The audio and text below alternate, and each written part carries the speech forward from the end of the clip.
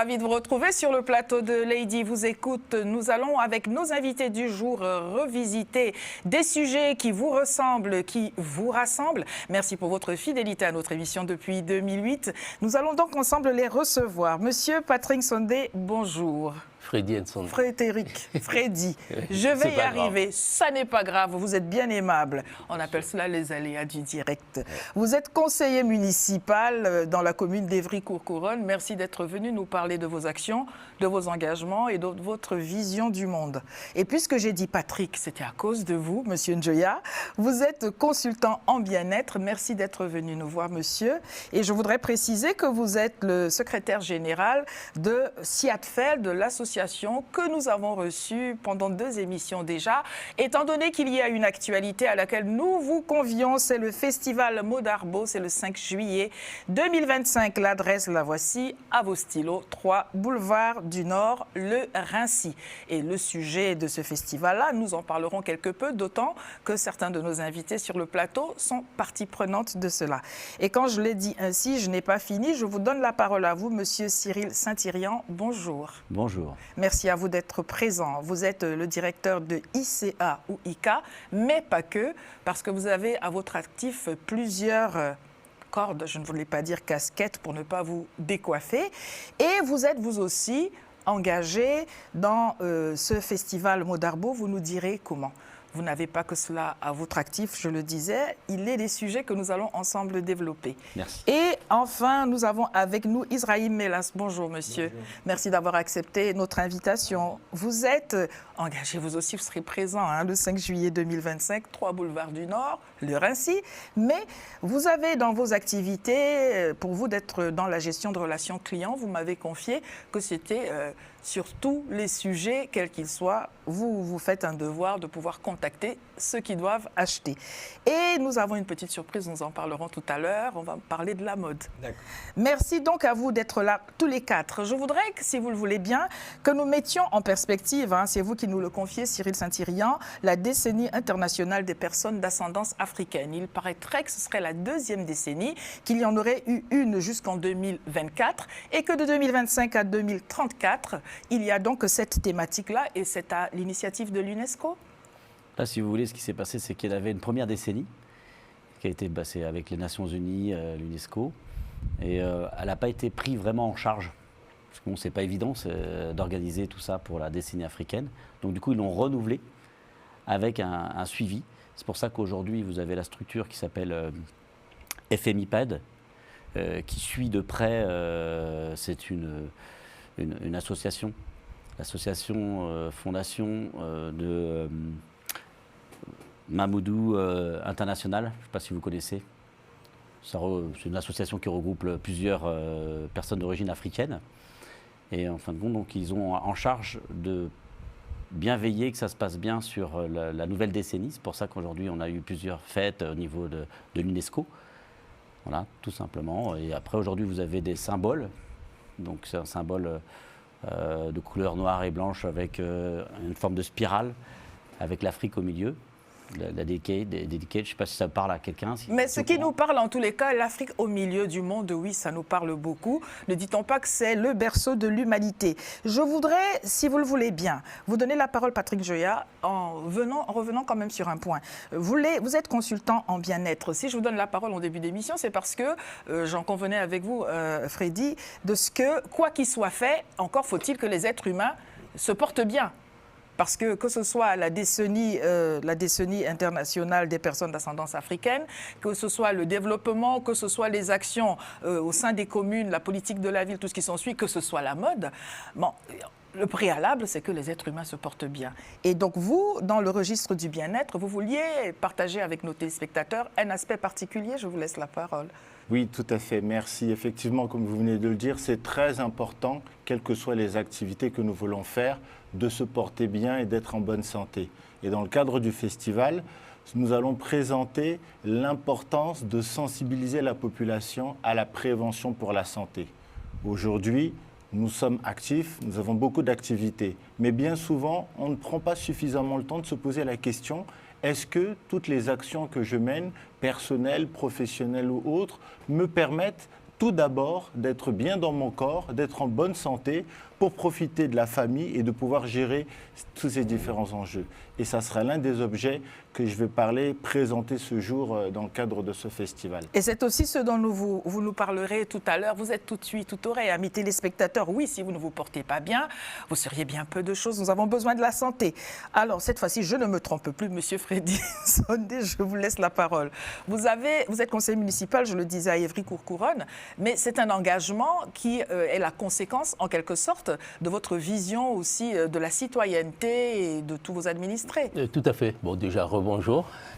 Oui, effectivement, on ne peut pas exister sans participer un petit peu au développement de sa vie personnelle, mais également de l'entourage dans lequel on vit. Effectivement, j'ai toujours eu cette passion, plutôt très avenant par rapport à l'autre, l'humain. On parlait de l'humain tout à l'heure. Effectivement, c'est important d'essayer de trouver un monde meilleur où tout le monde se retrouve en fonction de ses aspirations et puis de ses motivations.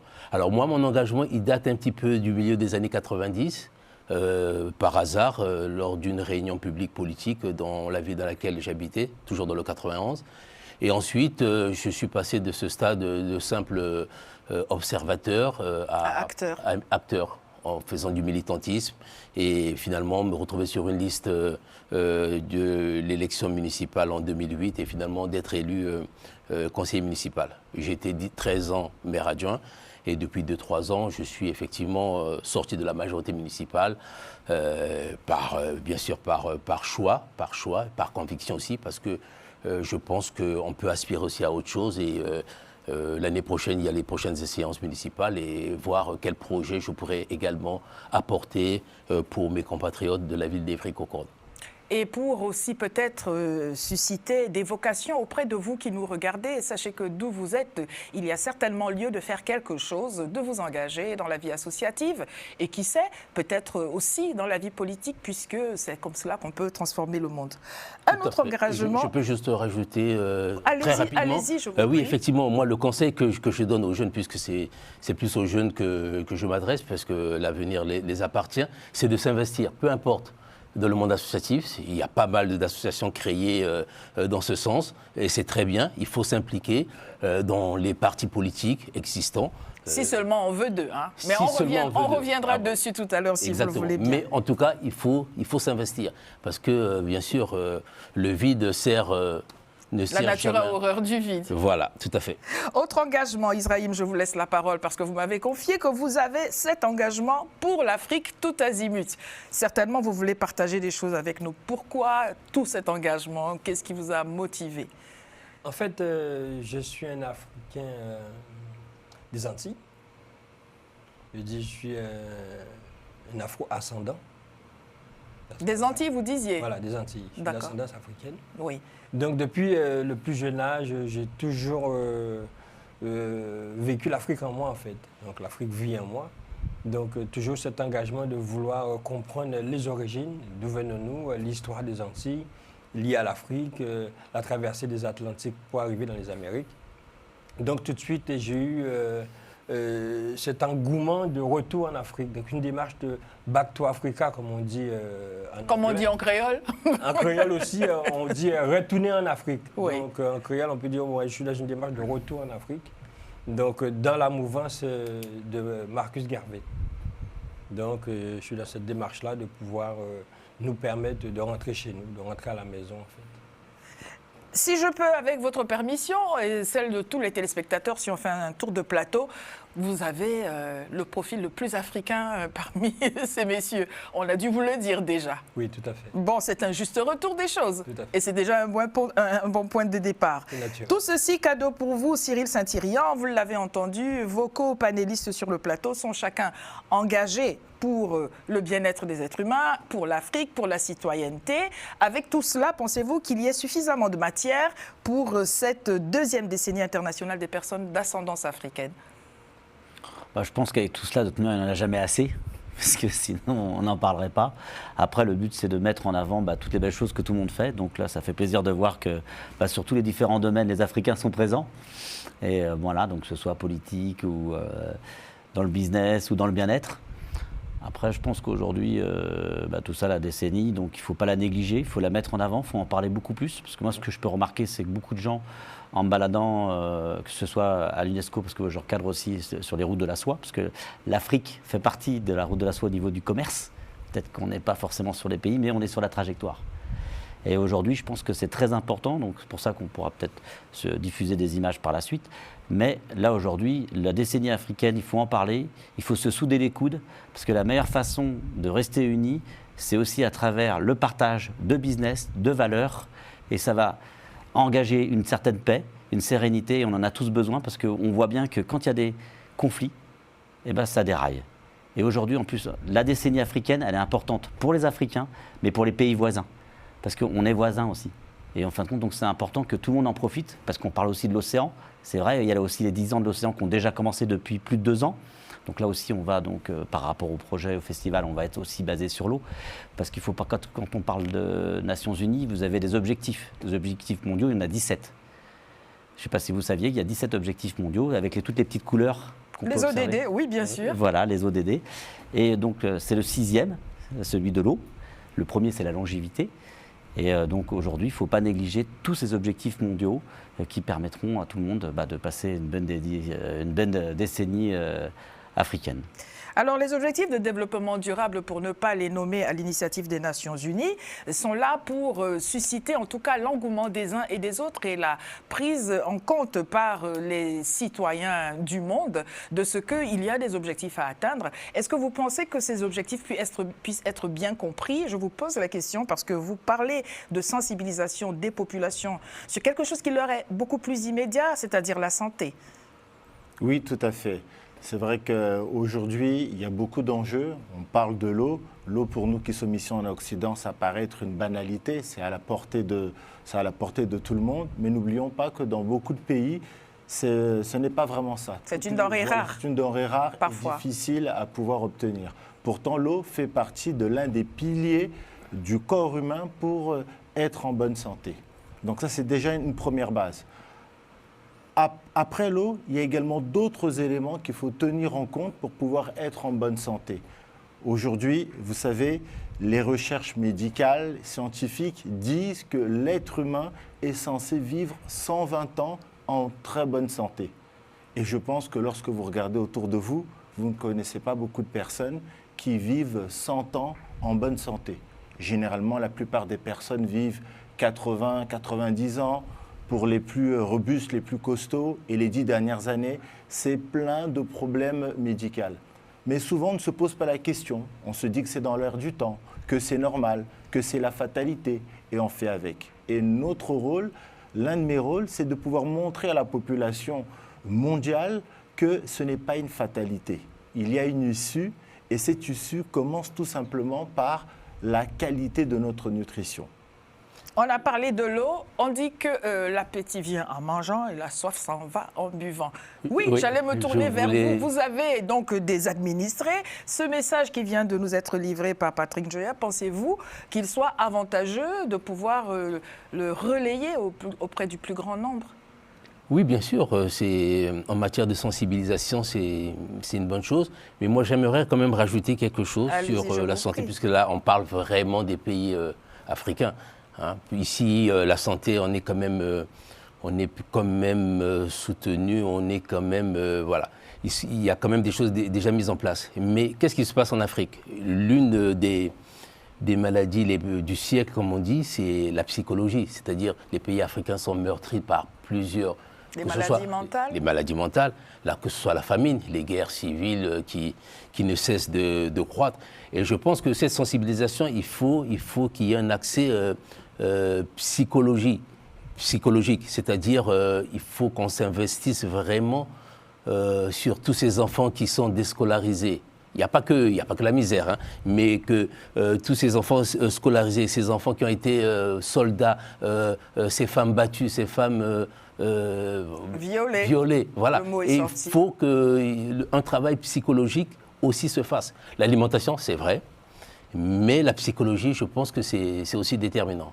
Alors, j'aimerais bien vous interpeller dessus, Israïm, parce que quand on parle de tous ces traumatismes, vous avez parlé des Antilles, on sait très bien que c'est quelque chose qui est resté dans l'imaginaire collectif et peut-être qui a été transmis de génération en génération. Comment pensez-vous que vos concitoyens se projettent dans l'avenir avec tout ce fardeau? D'accord. Donc, je ne dirais pas qu'il y a un héritage atavique. Il se transmet de génération en génération. Certes, il y a eu un traumatisme générationnel en fonction de ce qu'a vécu l'Afrique en général. Oui. L'Afrique a été saignée depuis 400 ans. Mais pas seulement, ça a commencé depuis les Romains, depuis 2000 ans. Donc ça a perduré. Il y a eu même la traite arabo. Vous savez très bien. Donc, nous les Africains, des Afro-ascendants qui sont partis des Amériques, nous subissons depuis la nuit des temps, depuis près de 2000 ans, un traumatisme qui ne dit pas son nom. Donc aujourd'hui, dans les Amériques, nous sommes engagés, nos aînés se sont engagés de guérir tout cela. Donc nous-mêmes, nous sommes dans une démarche de thérapie à notre niveau. Et c'est pour ça que nous sommes vraiment engagés à vouloir retourner chez nous, sur la terre originelle. Et c'est même pas, tout le monde dit le berceau de l'humanité, c'est l'Afrique. Mais moi, je dirais non, c'est même pas le berceau de l'humanité. C'est encore des mots qu'on nous a inventés pour nous perdre encore. L'Afrique, c'est le berceau, c'est l'origine de la vie. C'est l'origine des premières civilisations. Et pourquoi on a saigné l'Afrique en ce sens jusqu'à déporter les enfants de l'Afrique de partout sur la planète? C'est parce que l'Afrique, nous les Africains, nous sommes le sel, le piment, les épices de la terre. Nous sommes l'origine de la vie. C'est là où vient la vie. Donc, c'est pour revenir à l'eau. Les Caraïbes, c'est l'île des eaux, l'île aux belles eaux, en plein dans l'océan Atlantique. L'Afrique, l'origine de la vie. Donc, le Sahara antique, antédiluvien, c'est là où il y avait de l'eau. Ça s'est desséché après. Donc, la vie originelle vient de l'eau. Donc, pour revenir à aujourd'hui, qu'est-ce qui se passe? Sans l'eau, on ne peut pas vivre. Il y a même des mots péjoratifs qu'on nous traite en Afrique et qui viennent d'ici, d'Europe. Et je ne dirais pas d'Occident parce que c'est un mot générique, parce que si vous regardez, qu'est-ce que l'Occident en fait originel? L'Occident originel, c'est toujours le Ouest africain. Donc l'Occident originel, c'est le Sahara, c'est les Africains. Les premiers Occidentaux, ce sont les Africains. Donc, l'eau, on nous a traités de porteurs d'eau. Parce que, avec la désertification, il s'est retrouvé que les populations ont migré et ils se sont retrouvés à aller chercher de l'eau, à aller puiser de l'eau par-ci, par-là. Donc, nous avons été traités de porteurs d'eau. Mais en fait, l'Afrique est remplie d'eau. Vous regardez l'Afrique centrale, c'est rempli d'eau, c'est vert. Vous regardez l'Éthiopie, l'Afrique de l'Est, c'est rempli d'eau. Donc, nous pouvons assainir l'Afrique de partout et pour que nous puissions avoir les ressources nécessaires pour étancher notre soif. Oui. Donc, on ne va pas tomber dans la guerre de l'eau qu'on nous promet, tout simplement. La guerre de l'eau n'aura pas lieu. En tout cas, en ce qui nous concerne, je pense que la guerre de l'eau n'aura pas lieu. Ils font la guerre comme ils font la guerre de l'eau entre eux. Mais chez nous, il n'y aura pas la guerre de l'eau. Ce qui est déjà bien, c'est qu'il n'y ait pas la guerre du tout. C'est l'occasion pour nous, dans Lady vous écoute, de vous rappeler ce rendez-vous. Vous avez tant et tant entendu parler d'eau. C'est que oui, ce festival Modarbo porte l'idée ingénieuse de pouvoir apporter de l'eau en creusant des puits, en mettant des forages, en mettant toutes les infrastructures avec votre collaboration. Vous qui êtes derrière, dans votre canapé en train de nous regarder, sachez que là où vous êtes, il y a lieu de pouvoir faire. C'est le faire ensemble. On parle beaucoup du vivre ensemble, mais le faire ensemble, n'est-il pas mieux pour pouvoir apporter des solutions là où il n'y en a pas? D'où la question de l'eau. Je voudrais revenir à vous, Cyril Saint-Yrian. Vous l'avez entendu, cette décennie à l'initiative des Nations Unies, alors vous allez peut-être penser que je radote et je vous retourne la question, mais il y a bien des réalités. Vous avez entendu ce qui vient d'être énoncé par Israël Melas. Vous l'avez entendu aussi des citoyens et citoyennes, des jeunes qui sont les adultes de demain, dans les villes, les communes et les cités. Comment est-ce que cette fois-ci, puisque c'est la deuxième décennie, première chose, comment faire en sorte que ces populations-là soient au fait de ce sujet et surtout qu'elles discernent quel est le bénéfice pour elles au milieu de tout ce qui pourtant se corse? Aujourd'hui, il y a beaucoup des aides MENA, que ce soit ou d'Europe.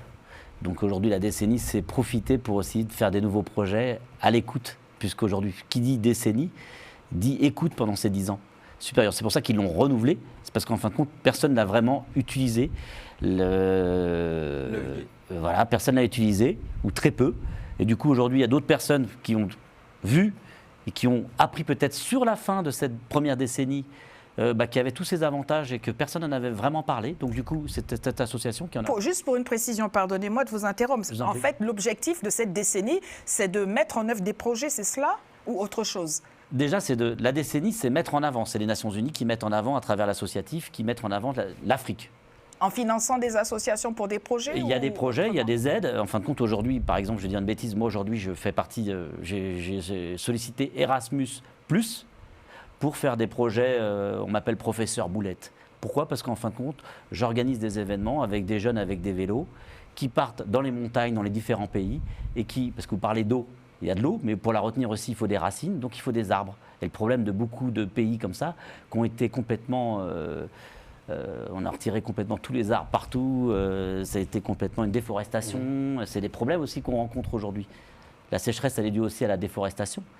J'en profite pour mentionner la décennie des Nations Unies pour le boisement et le reboisement dans le cadre d'une gestion durable des forêts. Ça, c'est en 2027-2036. On va déjà faire nos devoirs d'ici 2034 voilà. Et après, on verra. Vous vouliez réagir? Non, il a tout à fait raison. Comment faites-vous avec ces populations? Vous disiez les jeunes devraient s'engager, il y a la vie associative, mais le moins que l'on puisse dire, c'est qu'on voit que la jeunesse se mobilise d'une toute autre manière, qui n'est pas des moins musclés, en tout cas. Pensez-vous que c'est leur manière à eux, de manière intuitive, de s'associer, de se mettre ensemble, malheureusement pour faire parfois des bêtises? Oui, enfin, c'est vrai que c'est la problématique de certaines zones, de certains quartiers.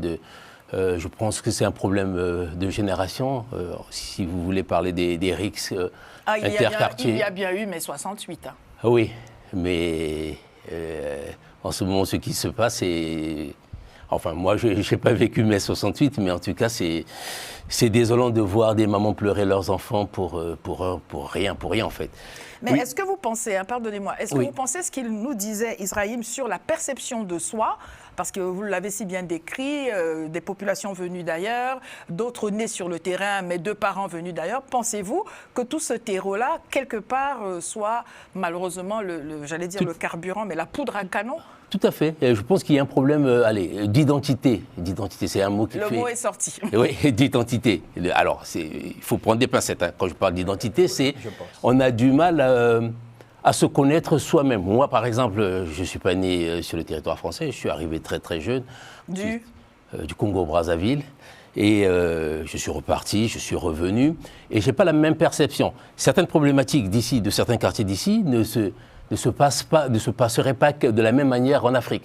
Pourquoi? Parce que, est-ce que c'est un problème d'autorité? Parce qu'on a le droit de mettre une fessée. Exactement. Tout simplement, voilà. Faut dire les choses.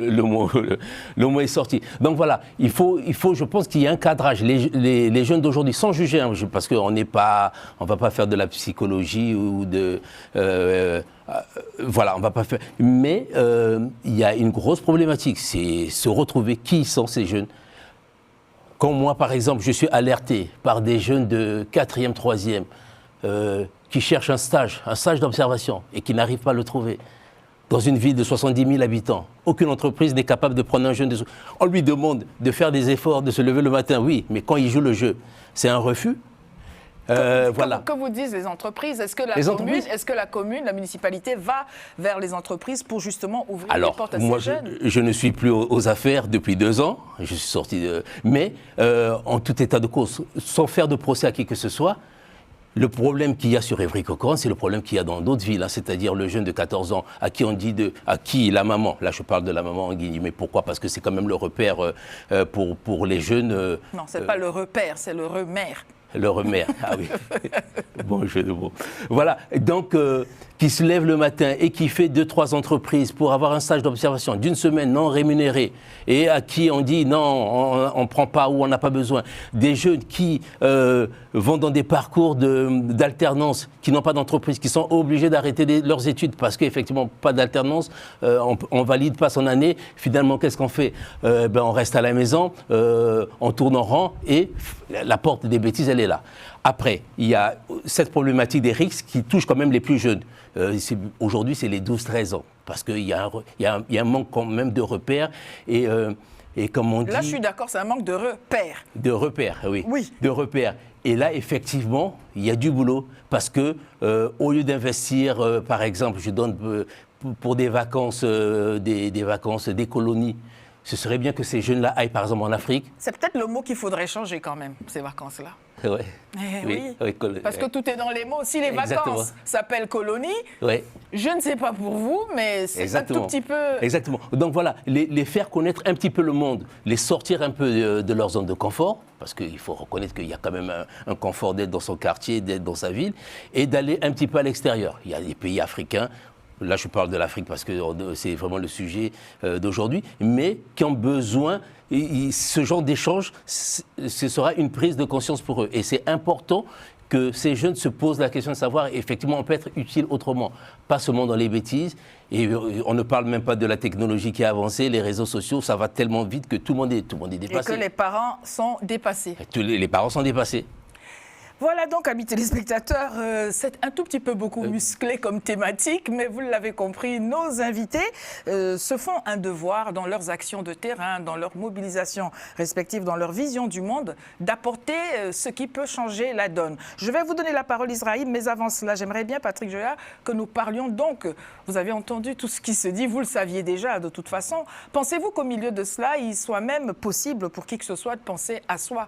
Si on a déjà réussi à boire et à manger, à dormir, à se relever, est-ce qu'on est en train de se dire il me faut des compléments alimentaires? Est-ce que ce que j'ai mangé, est-ce que seulement on a le choix d'ailleurs de ce qu'on a dans son assiette? Il y a la malbouffe. Comment est-ce que vous pouvez faire passer un message dans un contexte où les gens n'ont pas le choix de choisir? Effectivement, c'est une bonne question. C'est vrai qu'on vit dans un contexte qui est très particulier aujourd'hui, comme mes collègues viennent d'en parler. Mais néanmoins, nous, notre rôle, effectivement, c'est de pouvoir donner de l'information. Parce qu'aujourd'hui, il y a beaucoup d'informations à gauche, à droite. Les gens ne savent plus où se tourner. Et notre objectif à nous, c'est de leur dire que la bonne information, elle est là, elle est présente. Et ça commence déjà par soi-même. Et prenez soin de vous. De prendre conscience que si je veux bien évoluer dans la vie, si je veux être quelqu'un d'utile pour la société, ça commence par prendre soin de moi. Ça commence à se poser la question, est-ce que la vie que je mène tous les jours, la façon dont j'avance au niveau de la prévention pour ma santé, au niveau de mon bien-être, est-ce que ça va me permettre de pouvoir aller de l'avant et de pouvoir gérer les différents enjeux qui se dressent chaque jour devant chaque citoyen. Mais cette question, est-ce que vous pensez vraiment que le plus grand nombre soit en situation de se la poser, vraiment? Je pense qu'il y a toujours des cas particuliers. Effectivement, peut-être qu'il y a une partie de la population qui ne se pose pas la question. Et c'est pour ça que nous faisons des campagnes de sensibilisation. Parce que nous savons très bien qu'il y a des personnes qui n'ont pas forcément l'accès à l'information pour différentes raisons. Parce qu'elles sont concentrées sur d'autres enjeux. Mon collègue parlait des situations compliquées dans les cités, dans les banlieues. Donc c'est des situations qui font qu'on a le regard planté sur un aspect des choses et on oublie qu'il y a d'autres choses également qui sont importantes.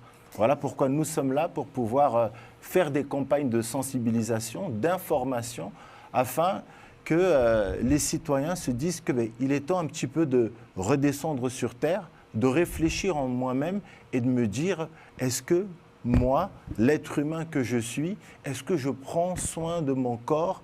Est-ce que je vis comme il faut pour pouvoir gérer les différents enjeux qui s'offrent à moi dans la vie? Mais votre cible, c'est des adultes ou par exemple des jeunes? Parce que déjà les adultes, ils peuvent l'entendre, ils peuvent se l'entendre dire, mais on a parlé de... Je reviens dessus. Je vous laisse mouliner à cette question parce que je pense que c'est un véritable défi que de pouvoir trouver le moyen de toucher la cible. parce qu'ils peuvent l'entendre et on va voir, vous nous direz, hein, Lady vous écoute, @gmail.com. Si vous avez compris qu'il faut que vous puissiez prendre soin de vous au milieu de tout ce qui se passe, il pleut, il ne pleut pas, la vie est difficile, elle n'est pas difficile, il faut prendre soin de vous. Nous revenons sur ce point si vous le voulez bien. Je vous retourne la parole, Cyril Saint-Yrian, avec tout ce qui s'est dit. Hein. Je suis là, moi, entêtée à voir comment cette décennie internationale des personnes d'ascendance africaine peut prendre forme, comment nos amis téléspectateurs peuvent se l'approprier, le grand public, parce que sinon ça reste un dispositif institutionnel comme d'autres dispositifs institutionnels malheureusement.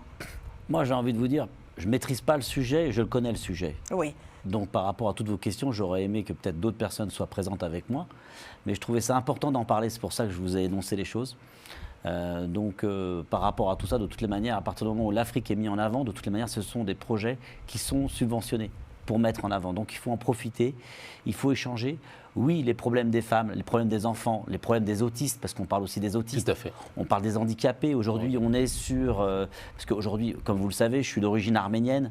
On a subi des guerres, on subit des problèmes. On a tous, en fin de compte, toujours quelqu'un qui veut son bout de terrain ou donner son avis ou que tout le monde veut qu'ils mettent... je vais vous dire une bêtise, voilà. Aujourd'hui, si on dit tout le monde met une écharpe rouge, tout le monde met une écharpe rouge, mais tout le monde ne veut pas mettre une écharpe rouge. Aujourd'hui, l'écharpe, elle est jaune. Et je suis la seule à la mettre. Voilà, je fais ma dictature comme je peux. Vous disiez? Non, juste Oui, compléter. allez-y. Allez-y, c'est pas grave, moi, je ça vous me laisse dérange finir. pas. Je vous laisse finir, allez-y. Donc voilà, donc en gros, pour en revenir, aujourd'hui, je pense que oui, la psychologie est importante. Tout à l'heure, vous allez parler, je reviens un petit peu sur ce qu'on a dit, puisque le but aussi, c'est d'échanger. On parle de la fessée, mais moi, je pense que la fessée n'est pas forcément une solution.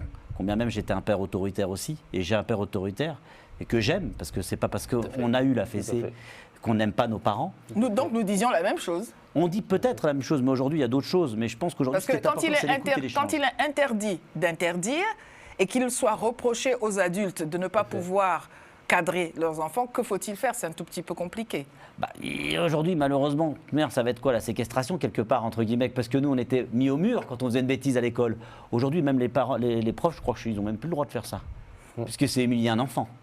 Vous nous direz tout à l'heure les similitudes, on l'avait évoqué un tout petit peu en préparant l'émission, les similitudes entre la situation de l'Arménie et celle de l'Afrique. Je vous donne la parole. Je reprends, juste pour compléter si je puis me permettre. Il a souligné un point très important concernant par exemple, les personnes en situation de handicap. Effectivement, c'est un vrai sujet, Il a parlé des autistes, c'est un vrai sujet. Comment un parent ou une famille où il y a un enfant qui est en situation qui est autiste. En situation de handicap ou autiste? Parce que... Handicap en général. Là, parce qu'il a mentionné quand même le handicap de l'autisme. Pourrait prendre soin de soi alors que des fois, l'enfant n'a même pas eu une structure déjà adaptée. D'accueil, par exemple, pour la scolarisation et les Donc, ça veut dire que c'est des problématiques en plus. C'est-à-dire, et effectivement, il faut essayer de se mettre à la place de ses parents qui ne pensent même plus à eux. C'est-à-dire, pour eux, c'est l'enfant, c'est matin, midi, soir. Voilà. Et donc, ça, c'est des formes de difficultés. C'est pour ça que je parlais vraiment de la thérapie psychologique. C'est-à-dire, on en a besoin. La prise en compte. De tout le monde, de l'ensemble des humains. Parce que tant qu'on n'est pas bien psychologiquement, c'est compliqué de donner. Bon, alors, Patrick Njoya, président, hein, vous aurez beaucoup à faire. Je vous donne la parole, Israël. Oui. Donc, en fait, je ne suis pas d'accord avec vous sur certains points. Oui. Pour essayer de mettre ou chercher à mettre tout le monde d'accord en même temps. Je pense qu'il faut sortir dans un certain contexte de pointer du doigt une certaine catégorie de la population. Nous venons d'Afrique, nous connaissons nos traumatismes.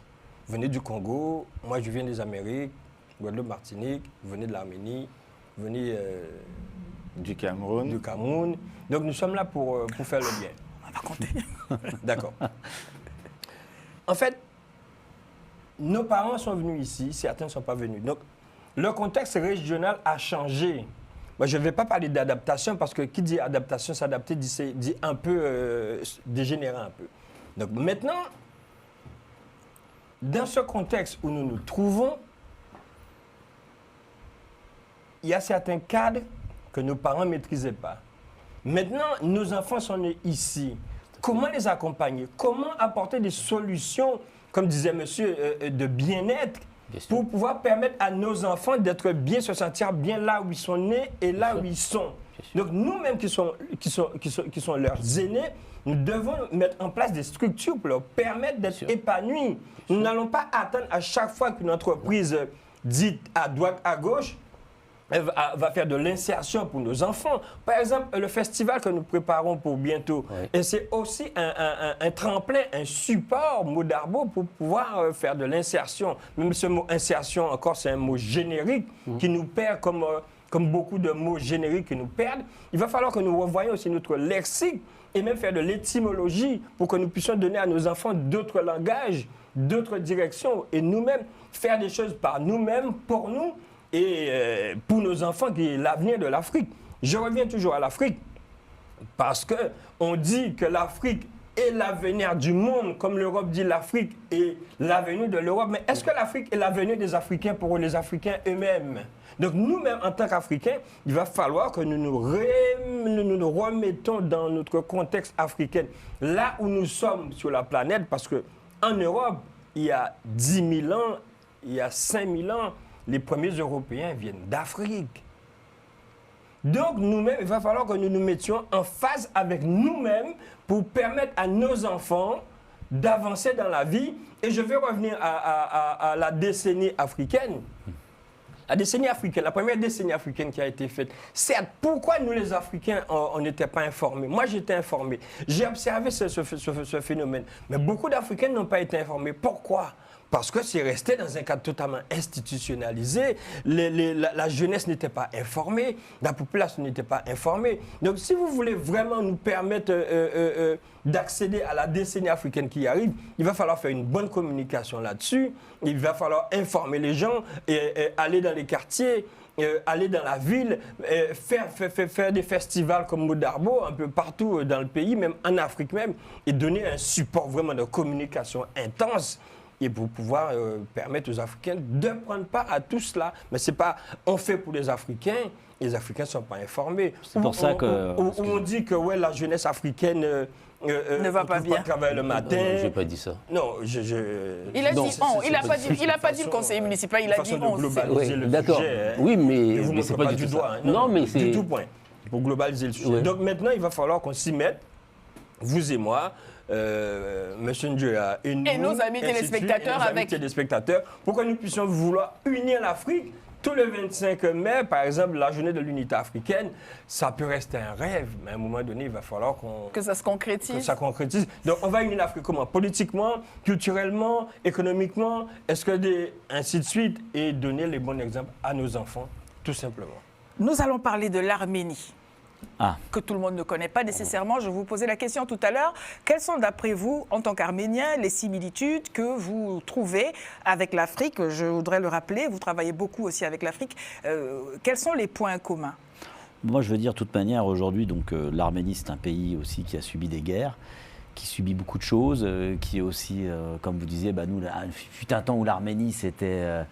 les Perses, Constantinople, tout ce que vous voulez, on était les rois du monde, et puis après ça se réduit, ça s'allonge, comme vous disiez tout à l'heure avec l'Afrique. Un coup ça part, un coup ça revient, les hommes viennent de partout. Mais aujourd'hui, la similitude, c'est que de toute manière, on est tous des humains. Et là-dessus, de toute manière, on ne peut pas dire qu'on est autre chose. Excusez-moi, qu'on soit noir ou blanc, on est tous pareils. Pourquoi vous vous en excusez? Je veux dire, personne n'a choisi d'être blanc ou noir. On est ce que l'on est et voilà, après, il vaut mieux s'aimer, je pense quand même. Hein. Après, je pense que peu importe l'emplacement, que ce soit fin fond du monde, à gauche, à droite, il n'y a pas d'Afrique, où là, il n'y a plus en fin de compte de notion d'emplacement. Quand on parle de ce qu'on a subi aujourd'hui ou ce qu'on subit encore aujourd'hui, peut-être qu'aujourd'hui, il y a des pays qui subissent rien, mais on ne sait pas ce qui va leur arriver demain. Ou il y a des pays qui participent en douceur à ce qui se passe, à des choses qui se passent mal dans d'autres pays. Puis on voit que le revers de la médaille. Je ne vais pas parler de l'Ukraine, par exemple, aujourd'hui qui a aidé l'Azerbaïdjan. Vous avez dit que vous ne vouliez pas en parler. Non, mais par exemple, l'Ukraine a participé quand il y a eu les problèmes en Arménie. Oui. Aujourd'hui, malheureusement, qu'est-ce qui se passe? C'est la Russie qui se passe. Il y a des problèmes avec la Russie. Après, Après, il y a des problèmes aussi un peu partout. Il y a eu des problèmes un petit peu au Cameroun, il y a eu des problèmes partout. Après, il y a aussi au Libéria. Il y a 25 ans, c'était au Libéria. Aujourd'hui, c'est calme. Il y a eu le Congo. Il y a le Congo. Ça chauffe de temps en temps. On ne sait jamais ce qui peut se passer. Du jour au lendemain, peut tout retourner. Vous parlez tout à l'heure de l'Afrique. L'Afrique se réveille. Aujourd'hui, le Mali se réveille, le Burkina Faso se réveille. On ne se laisse plus faire, parce que vous parliez de coloniaux ou pas de coloniaux, mais on ne se laisse plus faire par les autres aujourd'hui parce que déjà, les alliances sont complètement différentes par rapport à ce qui se passe un petit peu. Le monde a changé. Hein. Le monde a changé, mais les alliances commencent à être différentes. Il y a un basculement qui a lieu quand même. Voilà. Donc aujourd'hui, je pense qu'aujourd'hui, tout le monde se réveille. Et pour en refaire le rapprochement entre l'Afrique et l'Arménie, oui. Aujourd'hui, on est tous des peuples qui souffrent et qui n'avons pas envie de souffrir. Et aujourd'hui, c'est ça le point de départ, on peut le dire, hein, que les peuples qui souffrent voudraient cesser de continuer à souffrir. De bien vivre. Et de bien vivre, et c'est cela qui est légitime. Et ceci, pour vous redonner la parole, nous regarderons tout à l'heure la vidéo de ce que vous mettez en avant justement pour ce bien-être.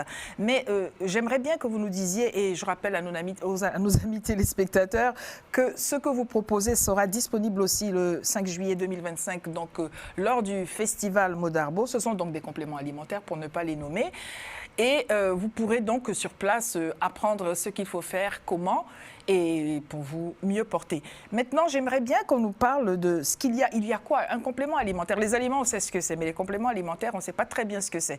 Est-ce que c'est uniquement chimique? Est-ce que c'est naturel? Pourquoi est-ce que ça ne se trouve pas dans la nature? Comment on peut faire quand on ne peut pas se les offrir en sortant de l'argent de sa poche? Très bien. En fait, les compléments alimentaires, il y a différents types, ça dépend de chaque société. Nous, dans notre cadre, nous conseillons les compléments alimentaires qui sont 100% naturels. En fait, quelle est l'utilité des compléments alimentaires? Le mot donne la définition. Complément signifie qu'il vient en soutien de la nourriture de départ qui ne contient plus certains éléments que notre corps a besoin. On a parlé tout à l'heure de problèmes de dépression, de problèmes de violence, de problèmes de mal-être, etc. Et l'une des clés de cela, ça passe par l'alimentation. Je ne suis pas en train de dire que l'alimentation va régler tous les problèmes, va régler tous les enjeux. Non, j'ai dit que c'est un levier sur lequel il faut appuyer parmi tant d'autres. Et au jour d'aujourd'hui, les études montrent que, quand on prend l'exemple de la dépression qu'on a parlé tout à l'heure, que l'un des problèmes de dépression est dû à la nourriture. Pourquoi? Parce que la nourriture est censée nous apporter certains nutriments, certaines vitamines, oméga, etc., que notre corps a besoin. Et ça de façon naturelle. La nourriture que consommaient nos grands-parents, arrière-grands-parents, en contenait. Celle d'aujourd'hui est devenue très industrielle et donc ne les contient plus tous ces nutriments que notre corps a besoin. Conséquence, on est en carence. Et quand on est en carence, très facilement, la violence, les dépressions, le mal-être, etc., tous ces phénomènes vont, s'amplifier. Donc c'est pour mettre au centre de la table que la nourriture est également un enjeu important. De prendre conscience qu'aujourd'hui, on ne se nourrit plus comme à l'époque de nos aïeuls. Mais pour pouvoir pallier à ça, il y a des compléments qui vont permettre à chaque citoyen de pouvoir obtenir les nutriments, les vitamines, etc., que la nourriture d'aujourd'hui ne nous donne pas, afin de nous protéger contre tous ces problèmes inflammatoires, de douleurs, de problèmes psychologiques, de mal-être, etc., qu'on observe dans la population. Je ne suis pas avec vous à la maison quand vous regardez cette émission, mais j'entends ce que vous dites. Vous êtes en train de dire complément, il faut compléter, mais est-ce qu'on a déjà la base? Il ne faut pas dire ça. Vous l'avez entendu vous aussi? Parlez moins fort parce que nous, sur le plateau, nous vous entendons. Je voudrais, si vous êtes d'accord, Cyril, je voudrais vous donner la parole avant que nous ne passions dans notre deuxième partie d'émission. Je voudrais rappeler que vous êtes, vous, je le disais au début de ce programme, partie prenante du festival Modarbo et que sous plusieurs formes logistiques notamment, vous apportez votre quote-part à la réalisation de ce qui est fait. Et je ne voudrais pas manquer de dire que vous avez pour vous, j'ai failli dire quand même, allez, ça y est, c'est sorti, vous avez quand même pour vous, vous avez à votre actif d'avoir un domaine au sein duquel il est possible pour nos amis téléspectateurs de venir se réjouir parce qu'il faut des lieux et des lieux d'une certaine envergure, d'une envergure certaine, pour pouvoir tenir, vous savez, ce moment où on fait des choses belles, le temps d'oublier tout ce qu'on a dit ici. Il y a des occasions, des baptêmes, des mariages. Il est arrivé à faire la fête du printemps là-bas. Et la fête du printemps. Alors, on va juste donner le nom du domaine si vous le voulez bien et le lieu. Domaine de la Bastide. Domaine de la Bastide, dans le 95, à Méry-sur-Oise. Oui. On est sur la vallée des Impressionnistes, juste à côté de notre ami Van Gogh, à Auvers-sur-Oise. C'est juste à côté, voilà. Merci en tout cas. J'espère que vous avez bien relevé ce qui a été Domaine dit. la Bastide 95. Je voudrais donc, avant de faire venir notre prochain invité, vous faire promettre que nous ferons un plateau sur ce sujet avec celles des personnes qui sont à l'initiative ou en tout cas qui sont au fait de la question, parce qu'on l'a entendu, la décennie internationale des personnes. Alors avec grand plaisir, parce qu'on a été pris sur le cours. Puis bon, il y a beaucoup de choses à faire, c'est la fin, mais avec grand plaisir, je vais faire venir des personnes du FMI qui s'occupent, en fin de compte, qui ont aussi, font partie des rapporteurs pour savoir si oui ou non on divulgue bien l'information de la décennie. S'ils ont bien fait ce qui convient pour que tout le monde soit au Voilà, fait. Et puis après aujourd'hui, on va en partager encore plus. Je pense qu'aujourd'hui, c'est comme les événements, comme l'événement de Modarbo. Aujourd'hui, on est là pour faire des choses tous ensemble. Je pense que la décennie, il faut en parler un peu plus souvent. Maintenant qu'on en parle un peu plus et qu'on fait venir des intervenants, c'est super sympa. En tout cas, merci de nous avoir invités, parce que franchement, c'est important. Merci à vous d'être venus. C'est grâce à vous aussi, grâce à votre chaîne, qu'on peut divulguer toutes ces informations. Nous saurions bien peu de choses si vous ne veniez pas sur le plateau nous parler de ce que vous faites respectivement. Merci beaucoup Cyril. Je voudrais donc vous donner, amis téléspectateurs, de voir en image ces compléments alimentaires. De quoi s'agit-il? On a une petite vidéo qu'on va regarder ensemble et je vous dis à tout de suite, regardez ceci. Notre régime alimentaire moderne comporte des carences nutritionnelles. 53% des adultes dans le monde prennent des compléments alimentaires pour les pallier. 97% n'obtiennent pas les résultats désirés. La combinaison générique de compléments alimentaires reste aléatoire. Nos corps sont tous différents. Pourtant, la plupart des étiquettes de produits sans ordonnance n'indiquent pas les instructions et la posologie. Pour une meilleure santé, il n'y a pas de solution rapide et universelle. La solution, c'est la nutrition basée sur le test. Vous méritez de savoir si les compléments que vous prenez fonctionnent. Notre test de santé scientifique à domicile est la première étape avant de commencer à prendre des compléments sur mesure. Quand vous connaissez les faits réels sur l'état de votre santé, vous pouvez prendre des décisions justes sur les nutriments dont votre corps a besoin. Passez à une vie équilibrée. Les résultats détaillés de votre test permettent d'élaborer un plan de nutrition personnalisé. Le protocole santé Zinzino a ciblé des oméga et des compléments favorisant le système immunitaire et la régénération et se complète parfaitement pour pallier les carences nutritionnelles en 3 étapes faciles. Zinzino, vous l'avez entendu, je l'ai bien dit, n'est-ce pas? Oui, tout à fait. Vous avez donc vu ce dont il était question et je sais que vous avez des questions, mais avant cela, roulement de tambour dans Lady vous écoute. On a tellement parlé de manger, de bien manger, que nous avons une personne qui s'y connaît, qui sera présente lors du festival Modarbo. C'est donc la reine mère Balachi. Bonjour madame. Bonjour madame. Merci à vous d'être présente.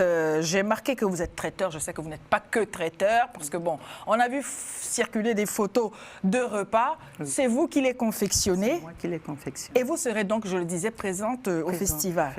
Déjà, vous avez dû entendre ce qui se disait ici, que les gens mangent, mais est-ce qu'ils savent seulement ce qu'ils mangent? On ne mange plus tout à fait. Comment vous faites pour rester cohérente en faisant des plats en tant que traiteur et en prenant en compte cette question de bien manger? Bien manger. Oui. C'est vrai que manger, c'est une chose, mais bien manger en est une autre.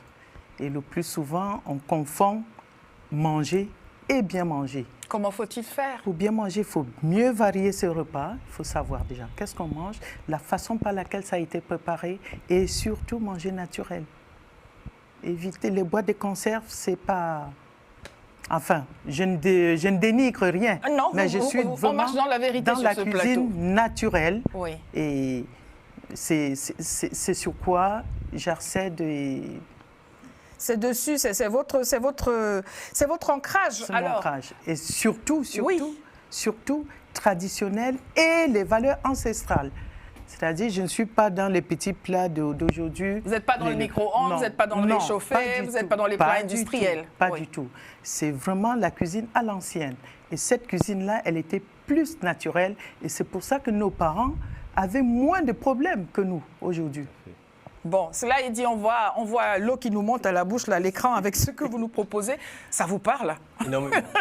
Alors, dites. Donc, en fait, je me rends compte que les produits transformés, qu'il faut éviter, en fait. Il faut éviter. Comme vous le disiez, nos parents étaient dans le naturel. Oui. Il n'y avait pas de chimie. Non. Il n'y avait pas les engrais qui donnent tous les maladies qui vont avec. Non. Et puis, on n'allait pas faire les courses dans les magasins. C'est ça. On allait faire les courses au champ. C'est ça. On plantait, cultivait, on se réveillait tôt. Et le fait même de se réveiller tôt pour aller cultiver et récolter ce qu'on a planté pour se nourrir. C'est la santé. Je ne dis plus rien. On a parlé des mamans, des mères. On disait que oui, les jeunes, ceci, cela. Vous avez dû entendre cela quand vous étiez juste à côté du studio. Mais est-ce que le rôle des mères, souvent, est réduit à la partie de ce que l'on va mettre dans sa bouche? D'ailleurs, on parle de la mère nourricière. Mais les mamans, ce sont surtout celles qui peuvent transmettre aussi pour que toute la famille, les jeunes et les adultes, parce qu'ils ont bien mangé, se comportent mieux? C'est ça. Au fait, depuis le temps, la mère n'était pas toujours la simple mère nourricière. Sauf qu'aujourd'hui, avec l'évolution, avec le développement, cette mère a pris encore un peu plus de place. Et elle va s'occuper de ce que sa famille va manger, et surtout bien manger. Qu'est-ce que vous avez envie de dire aux dames qui nous regardent, qui voudraient faire comme vous faites, mais qui, par la force des choses, ne peuvent pas, parce que parfois, ça n'est pas qu'elles ne veulent pas? C'est vrai que c'est difficile, mais vous savez, si en une semaine, on prend un vrai repas, c'est très important. C'est-à-dire, quelle que soit l'occupation de la femme, que je comprends très bien, parce qu'aujourd'hui, la femme, elle est au four, elle est au moulin. Je comprends très bien. Mais quelle que soit l'occupation de la femme, elle doit tout faire pour trouver au moins un jour dans la semaine, de s'asseoir, faire à manger à sa famille. Très important. Là, ce repas-là, il va remplacer toutes les fast-foods de la semaine. Bon, le message est passé. On va rester quand même avec vous. Vous êtes reine, parce que voilà, il faut nous dire quelque chose. Voilà, c'est pas tous les jours qu'on croise une reine. On connaissait un peu la reine d'Angleterre et de loin, mais là, elle est là en chair et en os, la reine de Balachi. Un mot là-dessus? Je suis donc née Mela Chiokinfa Tatepo Sabine, mais je suis devenue reine il y a de cela 7 ans. Parce que vous êtes la fille du roi ou parce que vous êtes la femme du roi? Comment devient-on reine? Je ne suis ni l'une ni l'autre, mais mon père était chef. Mais ce n'est pas ma royauté, elle ne vient pas de mon père. Oui. Mon père était chef dans ce village Balachi-là, dont il est décédé, paix à son âme. Au Cameroun, donc? Au Cameroun. C'est important pour ceux qui ne savent pas. L'ouest du Cameroun. Oui. Et le roi du village a fait de moi sa reine-mère. Comment? Il a mangé vos plats? Non. Non. Au fait, quand on est coopté pour devenir reine-mère, c'est par les actes que cette personne a posés dans le village. J'avais donc raison. On peut être reine-mère parce qu'on est la petite sœur du roi, on est la cousine du roi, ou une femme engagée. Mais moi, voilà, je ne suis pas de la grande cour royale de chez moi. Oui. Je suis de la petite cour, mais par mes actions dans le village, le roi a fait de moi reine-mère. Vous l'avez entendu, femme de terrain, femme d'action, on parlait du conseil municipal, on parlait de la vie associative et on pourrait parler de l'engagement et de la capacité de chacun à pouvoir impacter le monde. On va finir avec vous alors qu'on va voir les images de votre manière, vous, de militer pour l'Afrique. C'est par la mode, on a quelques images, quelques mots? Donc quelques mots à propos de la mode. Donc nous sommes en train de lancer une nouvelle collection, donc qui dit mode dit tendance. Donc la tendance c'est... les tissus en provenant des tisserands africains. Oui. D'accord. Donc, en Afrique, il y a de beaux tissus, il y a des artisans qui sont très bons, qui font de belles choses. Donc, nous sommes en train de mettre en avant des tissus venant d'Afrique. C'est une façon aussi de montrer le savoir-faire africain. de par le monde, je pense que c'est plus approuvé. Hein. C'est plus approuvé. On est un peu copié parfois, c'est ça? On est largement copié. J'avais dit un peu, là, vous mettez le piment dans la sauce là, maintenant. Depuis la nuit des temps, on n'a que des Mais quand on est copié, ça veut dire que ce que l'on fait est bien fait, tout simplement. Sinon, personne ne viendrait le faire. Je voudrais donc vous remercier là-dessus. J'aimerais bien que l'on voit en image, encore une fois, ce que vous faites, Reine Mère Balachi. On le voit dans la cuisine, vous ne faites pas que cela. Et puis surtout, si cela vous a donné l'eau à la bouche, on a une petite affiche comme cela, avec, je pense bien, les coordonnées. Ne restez pas là rêver devant la télévision en disant comment je vais faire. Il y a une affiche, il y a un numéro de téléphone que vous voyez de vos beaux yeux émerveillés. Et après, mesdames, vous pouvez appeler la reine-mère, elle vous fait un plat. Et après, quand la famille arrive, ce serait comme si c'était vous. On va finir avec chacun d'entre vous. Un mot pour finir, s'il vous plaît, monsieur le conseiller municipal. Alors, comme vous avez pu le comprendre, moi je suis plus investi sur le territoire, donc sur ma ville d'Évry-Courcouronnes, où bien sûr j'ambitionne l'année prochaine pour les prochaines échéances municipales. Mais avant tout l'humain, effectivement, et il y a une belle phrase qui dit, pour essayer de compléter un peu ce que tu as pu dire, pour savoir où on va, il faut savoir d'où on vient, effectivement. Et pour la jeunesse, c'est aussi ce message de savoir qui on est. Je le dis à votre place, de peur que vous ne le fassiez pas, vous êtes tous conviés à Évry-Courcouronnes pour participer à ces projets là-bas, puisqu'il y a des populations qui doivent bien se porter, bien manger et savoir d'où elles viennent. Exactement. Si vous êtes d'accord, nous finissons dessus. Merci, amis téléspectateurs, pour votre fidélité à Lady vous écoute depuis 2008. Si vous voulez participer à notre émission, écrivez-nous ladyvousécoute@gmail.com. À bientôt.